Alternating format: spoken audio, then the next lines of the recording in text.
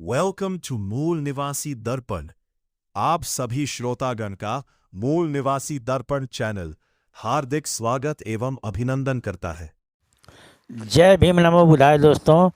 तो मैं आज आप लोगों के सामने एक ऐसा चौंकाने वाला वीडियो लेकर आया हूँ जो सारे इतिहास के पन्ने ताश के जैसे बिखर जाते हैं। तो हम आज बात करने वाले हैं कि जो पांडे, तिवारी, चौबे, छब्बे, चौबे, मिश्रा, पाठक और त्रिपाठी, ये जितने लोग भी हैं, चतुर्वेदी, त्रिवेदी, ये सब मिला के एक ब्राह्मण शब्द आता है, ब्राह्मण वर्ण बना है। तो ये ब्राह्मण जो बने हैं, ये ब्राह्मण कब आए हैं हमारे भारत में? ये लोग कब आए और कब आकर हमारे भारत में अपना वर्चस्व जमाए? तो हम लोग जब इसके इतिहास पढ़ते हैं तो इतिहास में बताया जाता है कि ये लोग 1500 ईसा पूर्व से पहले आए और अब वहाँ से संस्कृत भाषा लेकर आए और उसी में अपना 4 वेद लिखे। जो चारों वेद में अपना संस्कृत भाषा में लिखे और उसी के आधार पर पूरा समाज चलता था, जिसको पहले बताते हैं कि हिंदू समाज था और हिंदू से ही सभी लोग धर्म परिवर्तित किए हैं। तो आज इन लोग का पोल खुलने वाला है। तो हमने बहुत कोर्स पढ़ा इतिहास का, जैसे आज भी आप जनरल नॉलेज भी पढ़िएगा या नेट पर भी उपलब्ध है।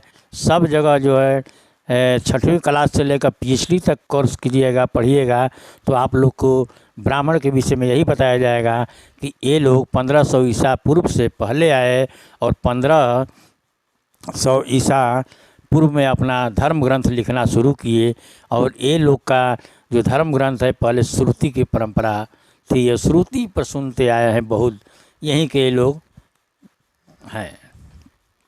तो दोस्तों, ये सब खोज करते करते बहुत से बुक पढ़ा गया और एक बुक तो है वोल्गा टू गंगा, वोल्गा से गंगा, जिसमें राहुल संकृत्यायन तो करीब 3500 3000 ईसा पूर्व में इन लोग को स्थापित कर रहे हैं।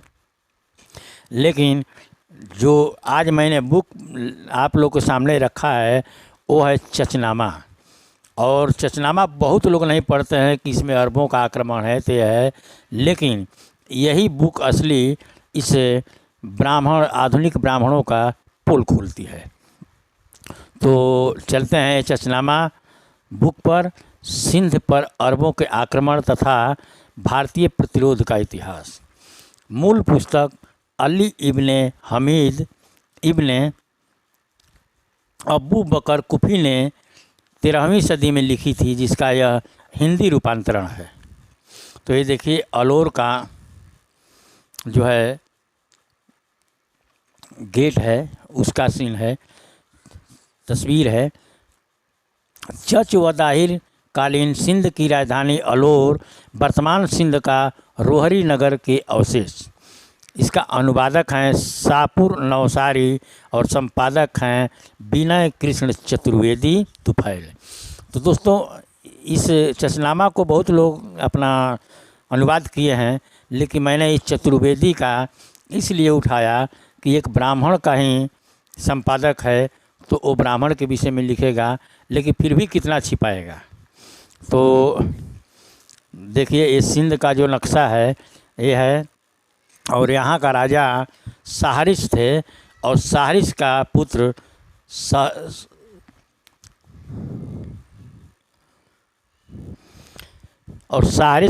साहसी थे। तो साहरिश के मर जाने के बाद अपना इनका उत्तराधिकारी साहसी, राजा साहसी बने, और इनका शादी ब्याह भी हो गया और ये बखूबी राजपाट चलाते थे।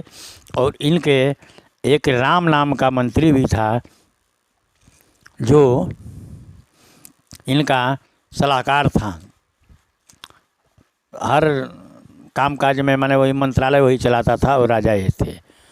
तो अब चलते हैं टॉपिक पर। चूँकि वीडियो लंबा हो जाने से थोड़ा दिक्कत होता है, इसलिए शॉर्ट में बताना चाहता हूँ कि राय साहसी भी राम की योग्यता का सम्मान करता था और उसने कभी भी उसकी सलाह को निरस्त नहीं किया। राम नाम का एक इनका मंत्री था। अब देखिए यहाँ पर सेलज के पुत्र चच का आना और महामंत्री राम की स्तुति करना।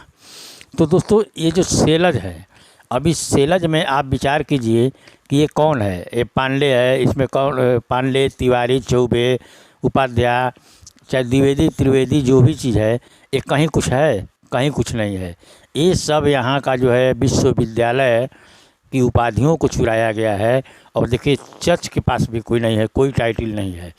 आता है और देखिए कैसे महामंत्री राम से स्तुति करता है। एक दिन जब मंत्री राम अपने कार्य स्थान पर आए तो एक ब्राह्मण है तो ब्राह्मण पहले से लिख दिए। एक ब्राह्मण उनकी प्रतीक्षा में था। उस ब्राह्मण ने राम की प्रशंसा करनी प्रारंभ कर दी, जैसा कि उस समय की परंपरा थी। अब जैसा कि परंपरा इसमें लिखे नहीं है कि कैसी परंपरा थी, अब आप मिला लीजिए। उसने स्तुति में सुंदर शब्दों का संयोजन किया।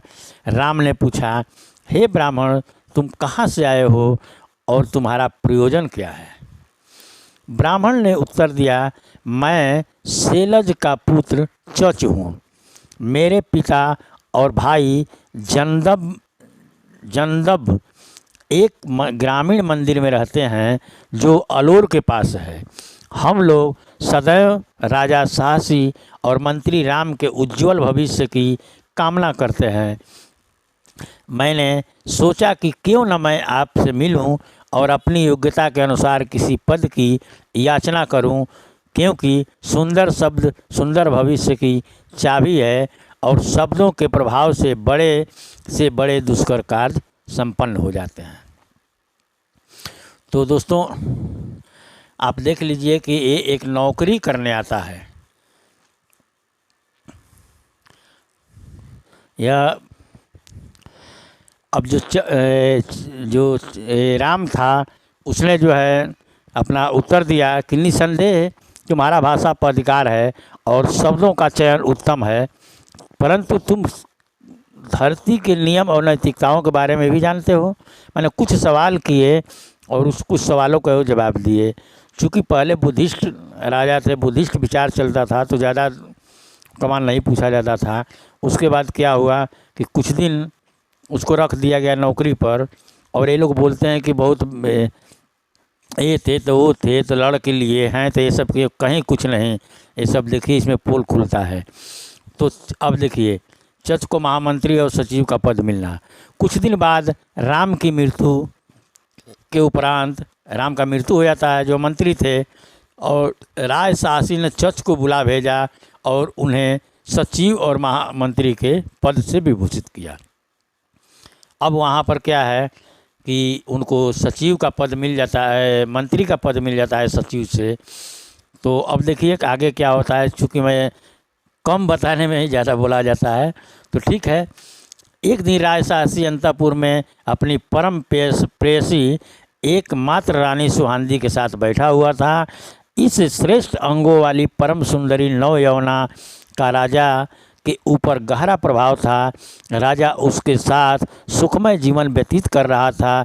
उसी समय महामंत्री व सचिव चच महल के द्वार पर आया और उसने एक संदेशवाहक के माध्यम से राय साहसी को संदेश भेजा कि वह राजा से किसी आकस्मिक कार्यवश मिलने आया है और राजा को महत्वपूर्ण सूचना से अवगत कराना चाहता है। यदि राजा के पास अवकाश हो तो संपूर्ण मसले को राजा को आदोपांत सुनाया जाए।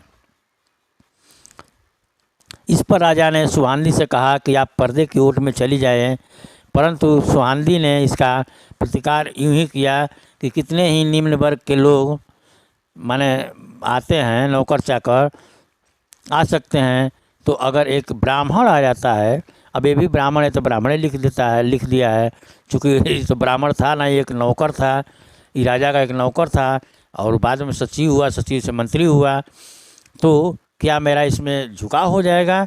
रानी बोली, मैं क्यों इससे शर्म करूं या आप अपने को उससे छुपाऊं?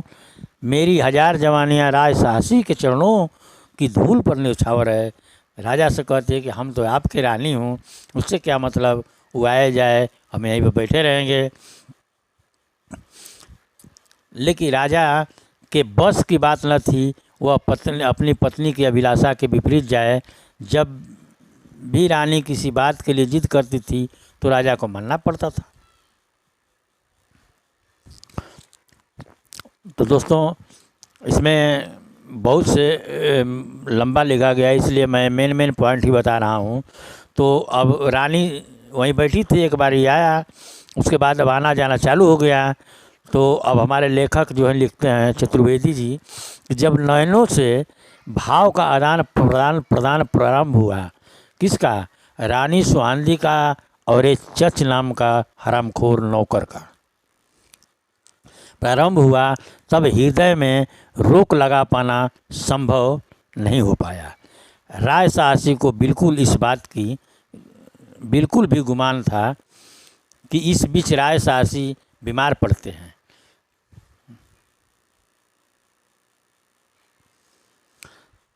इसी बीच राय साहसी बीमार पड़ते हैं और दिन उनकी पीड़ा बढ़ती जाती है। कुछ दिन बाद ये अपना बीमार पड़ जाते हैं और दिन पर दिन इनकी पीड़ा बढ़ने लगती है।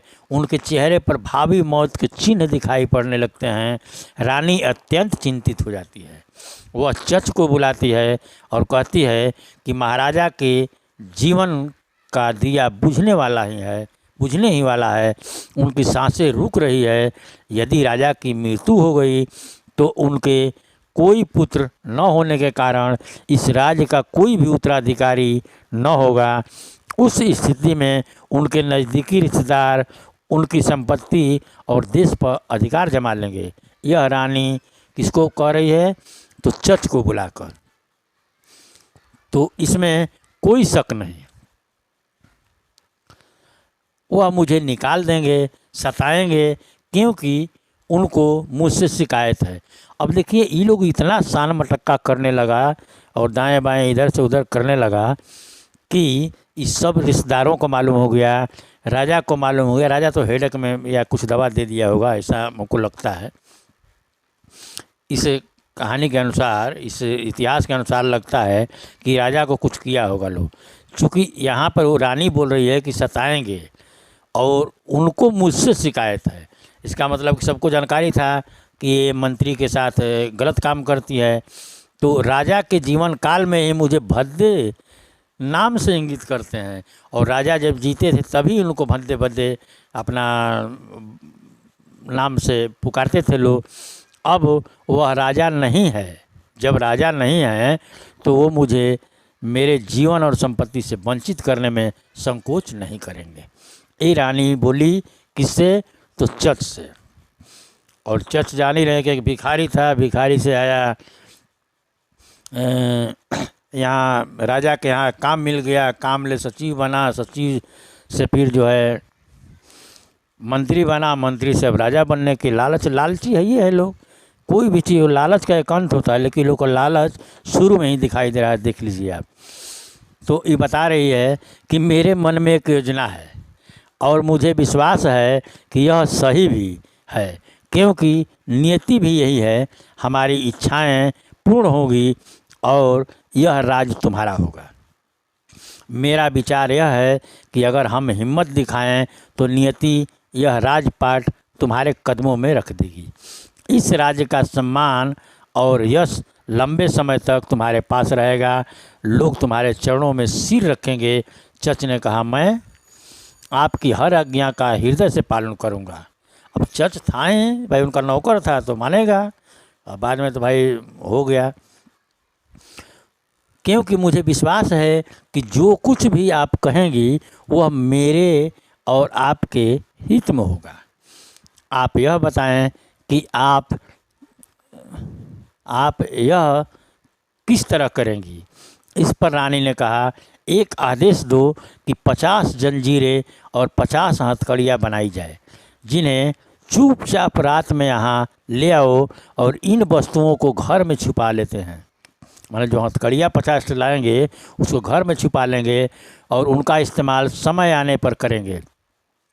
इसके बाद चर्च के आदेशानुसार भारी जंजीरें और बेड़ियां बनवाई गई, जिनको रात के अंधेरे में अंतःपुर में लाया गया और एक कोने में छुपाकर रख दिया गया।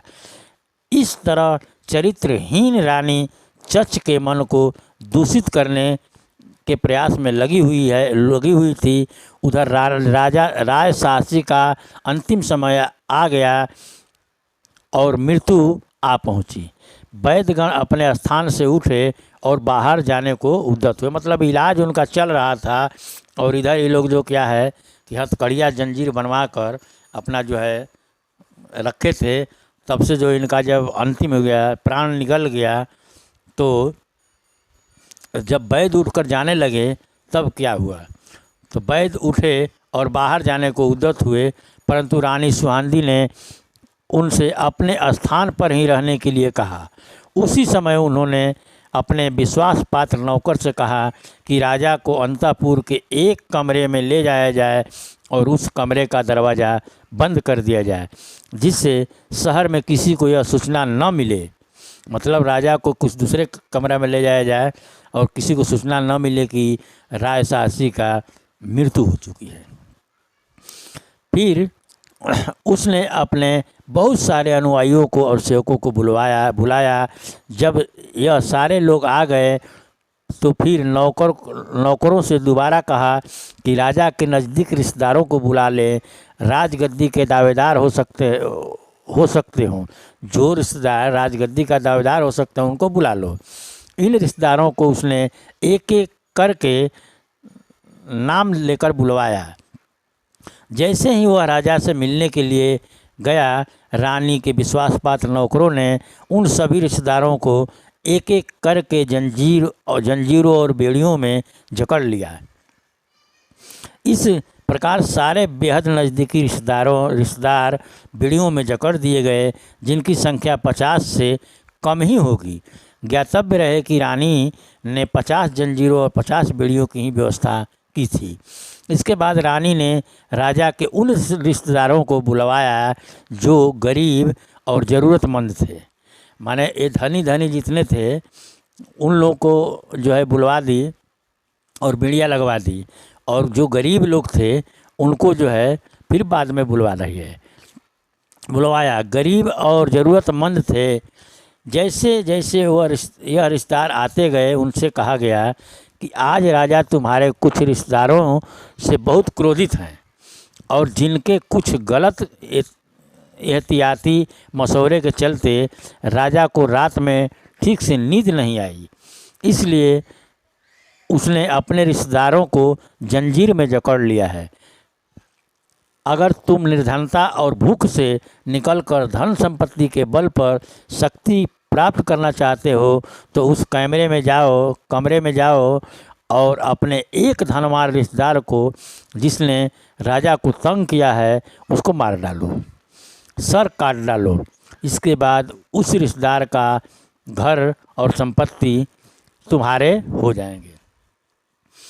अब देख लीजिए कितना बड़ा चाल चला लो कि जो अमीर को पकड़वा लिया और गरीब जानते हैं कि इसके पास तो भाई धन का लालची होता है, तो वो अपना किसी को भी मार सकता है धन के लिए। तो इन्होंने कह दिया कि एक एक धनी को पकड़ो और उनको मारो, जान से मार दो, उनका संपत्ति तुम ले लो। लेकिन लेने काहे के जाए, देखिए इसमें आगे क्या होता है। यह घिनौनी चाल थी, तुम्हारे हो जाएंगे। यह एक घिनौनी चाल थी, मगर धन के लोभ में गरीब रिश्तेदारों ने अपने ही अमीर रिश्तेदारों को मार डाला और उनकी संपत्ति, पशु, धन और घर के मालिक बन बैठे। इस तरह से एक ही रात में राय साहसी के सभी वह रिश्तेदार जिनकी संख्या 50 से कम थी, जो गद्दी के दावेदार हो सकते थे, मौत की नींद सुला दिए गए। इस कुकृत्य के उपरांत रानी का मन अपने संभावित दुश्मनों की ओर से निश्चित हो गया। अब राज सिंहासन में के लिए कोई प्रतिद्वंदी नहीं रह गया। इसके बाद रानी सुहांदी देवी ने महंगे वस्त्र, जिन पर कीमती जवाहरातों के गोटे लगे हुए थे, अपने हजारों विश्वासी अनुचरों और मित्रों को दिए। यह वह लोग थे जो अपने अपने जातियों के प्रमुख थे और अपनी जाति सेना के भी प्रमुख थे। उसी समय रानी ने राज मुकुट चच के सर पहना दिया और सिंहासन पर बैठा दिया। तो दोस्तों, जब रानी सुहांदी ने उनका राज्याभिषेक किया, माना कि राज मुकुट देकर सिंहासन पर बैठाया, उस समय 634 ईस्वी हमारे लेखक ने बताया है, अनुवादक ने, और लेखक भी लिखा है। और वो 10 वर्ष पहले आए थे 624 ईस्वी में चच, और 10 वर्ष में यहाँ कैसे कैसे खोखला कर दिए हमारे भारत के राज सिंहासन को और राज मुकुट पहनकर बैठ गए। इस प्रकार सारा साम्राज्य चच के अधीन आ गया। देखते देखते महीने बीत गए। उसके बाद जब राय साहसी की मौत की सूचना उसके भाई महारत को मिली, जो उस समय चित्तौड़ राजस्थान में का सम्राट था, तो उसे अत्यंत दुख हुआ और क्रोध हुआ।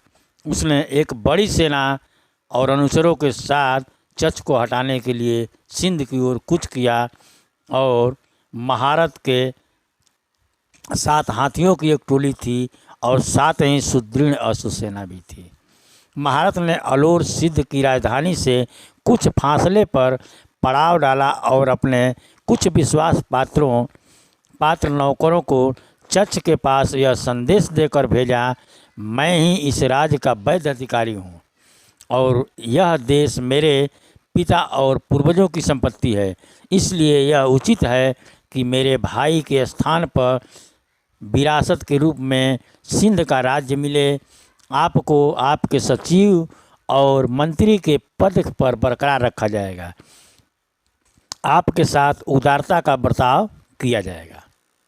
ये महारत ने उनको आदेश दिया, मैंने एक संदेश भेजा कि भाई आप तो नौकर हैं, तो नौकर की तरह रहिए, यानी सचिव और मंत्री की तरह रहिए। आप राजा कैसे बन सकते हैं? तो आप आइए और यहाँ पर जो है आप युद्ध कीजिए, नहीं तो आप अपना मंत्री पद लीजिए और राजा का पद छोड़िए।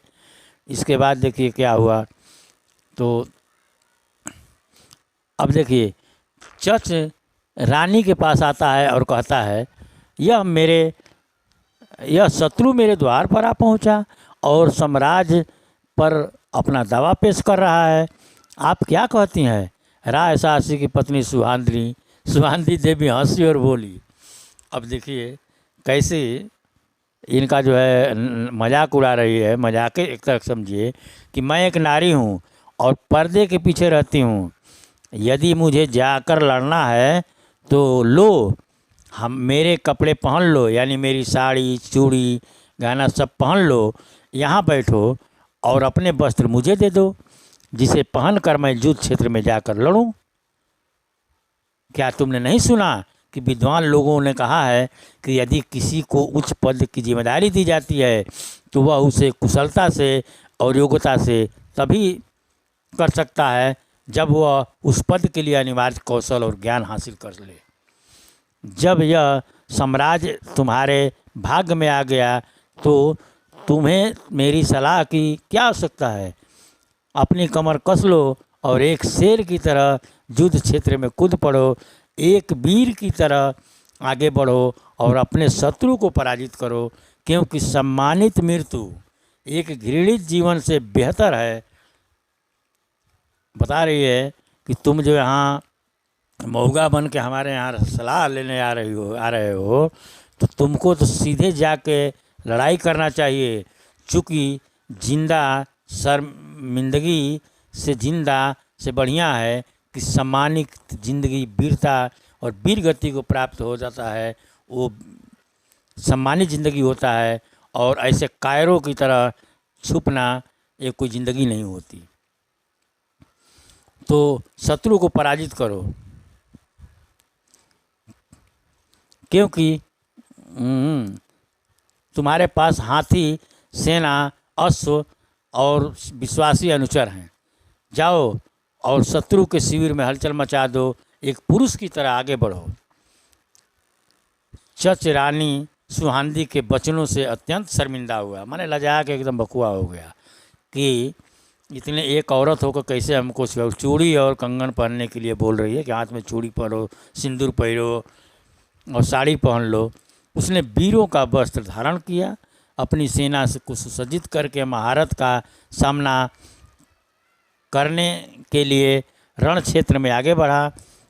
उसने इस समय एक होशियारी का काम किया कि जेल से कुछ उन बंदियों को मुक्त किया जो युद्ध कला में सिद्धहस्त थे, और उन्हें कुछ इनाम देकर खुश भी किया और युद्ध क्षेत्र में चलने के लिए राजी कर लिया।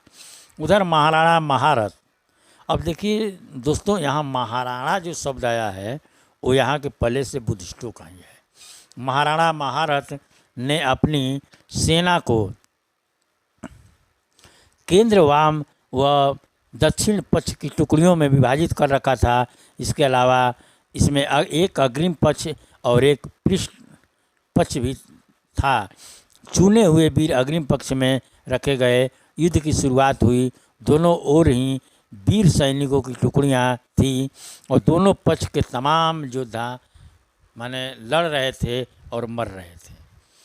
लेकिन एक सवाल इसके पास मन में आया, विचार आया, किसके पास? महारथ के पास।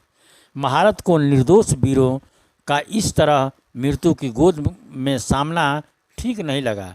उन्होंने एक प्रस्ताव रखा। उन्होंने चर्च के पास युद्ध के दौरान ही संदेश प्रेषित किया, मैं और तुम दो लोग इस साम्राज्य के दावेदार हैं, चलो हम तुम आपस में ही संघर्ष कर लें। माने महाराणा जो महारथ थे वो बोले कि जो सेना अपने में लड़कर मर रही है तो वो लोग तो राज मिलना नहीं है, तो राज तो हमको और आपको मिलेगा, तो हम लोग दोनों क्यों ना अपने में लड़कर और हार जीत का फैसला कर लें। तो इस पे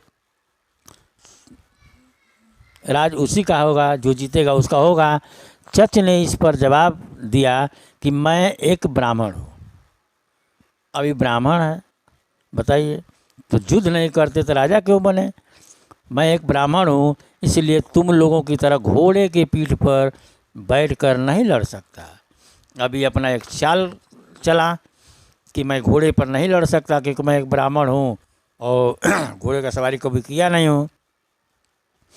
तुम धरती पर आकर लड़ो और मुझे झुका दो। चित्तौड़ के महाराणा को अपनी वीरता और शारीरिक बल पर पूरा भरोसा था। उसने सोचा एक ब्राह्मण उसका सामना किस तरह कर सकता है, मैं उसका सिर एक चिड़िया की तरह धड़ से अलग कर दूंगा। वह तुरंत ही अपने घोड़े से उतर गया और पैदल ही आगे बढ़ा। चच भी घोड़े से उतर गया, मगर जीन कसने वाले से बोल रखा था कि घोड़े को पीछे पीछे लाता रहे।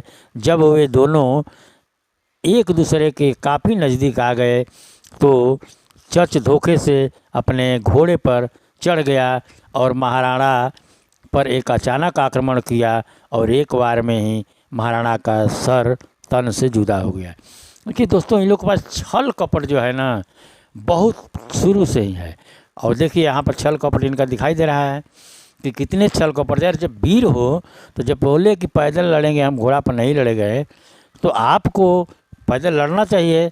और पीछे घोड़ा रखा था, वो बेचारे कुछ दूर पर घोड़ा छोड़ के पैदल आ गए और एक क्या किया कि घोड़ा पर छटक के चढ़ के और अचानक वार कर दिया और बेचारे वहीं पर महाराणा महारथ का अंत हो गया। और उसके बाद ये लोग अपना जो है राज करने लगे। तो दोस्तों ये देखिए, ये है धोखेबाज ब्राह्मण और सदियों से धोखेबाजी करते आ रहे हैं।